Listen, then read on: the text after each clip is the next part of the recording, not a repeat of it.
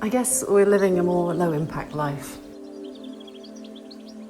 There are plenty of challenges here, and it's hard work. But when you commit yourself to a certain way of living, even despite the adversity and the difficulties, you do eventually start to see the rewards.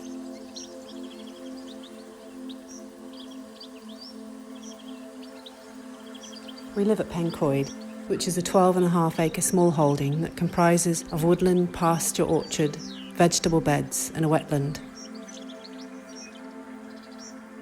But it hasn't always been this way.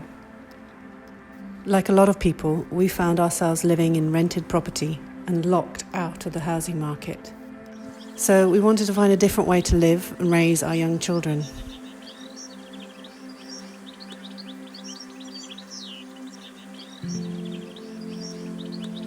Probably the major roadblock was finance, finding land, and fear of doing something that is not. It's not unachievable, but it's harder, and it does require work, time, and a shift in your priorities.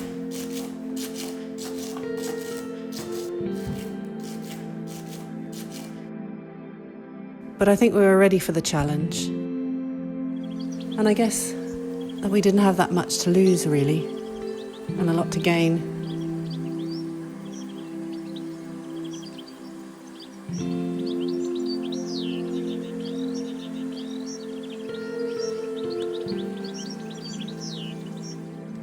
Having lived in cities, towns, and in rental accommodation, where we might have to be moved on because the landlord wanted to sell a property, we wanted to be more self-determining where we could. So we built this low-impact home, which includes straw walls, local wood to clad the building, and 14 tons of clay that we dug ourselves. Living off-grid means that all our electricity comes from the sun. We have panels on our roof and batteries in our home to store it.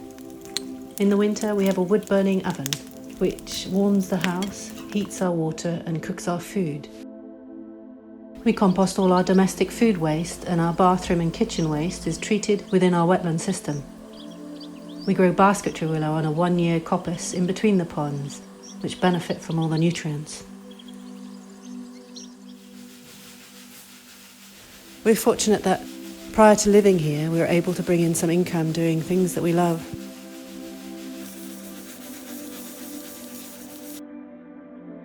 Stefan is a musical instrument developer and I'm an illustrator.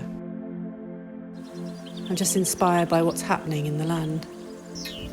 But since we've been here, we've also started up some land-based enterprises. We grow heritage tomatoes in the summer quite intensively, and we supply them to local shops and restaurants. We are growing apples in our orchard, and these are starting to provide us with some income as we sell them throughout the season for table fruit. In the future, we'll start selling it as juice and cider. It's quite rewarding to see us produce income from something we've grown on the land.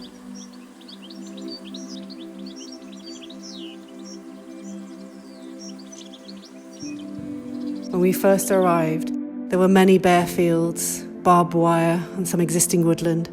Internally, it was pretty much a monoculture.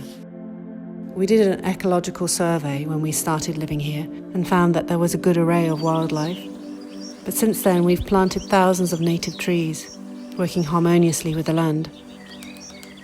This has led to a huge increase in the biodiversity that now thrives here.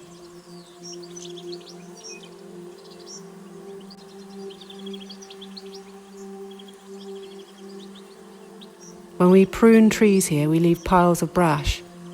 We do this purposefully because it creates habitats for other animals such as frogs, toads and rodents. The moles that live here are just having a party, and rather than trying to get rid of them, we take their soil that they finally till for us, which is amazing clean soil, and we reuse it. We are seeing more rabbits appear on the land, more buzzards and other raptors.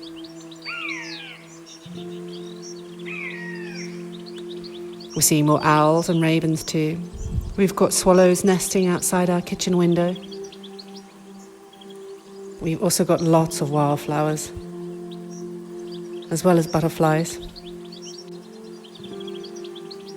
And if we sit down in the evening and look out the window, we see the bats flying past. It's teaching us.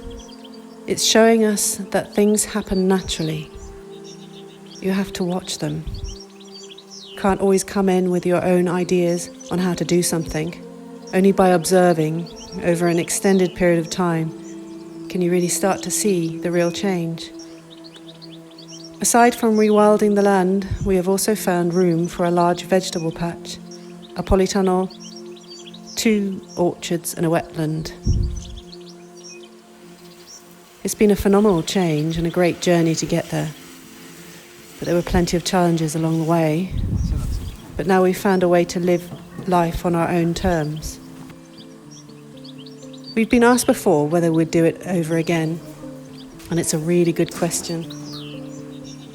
Having gone through the build and the complications building through COVID, the cost of materials, difficulties with our health, frozen showers and struggling to get water, then having come through that, planted thousands of trees and watched them grow, seeing new life here, watching our kids grow and starting to provide for ourselves, yes, we would.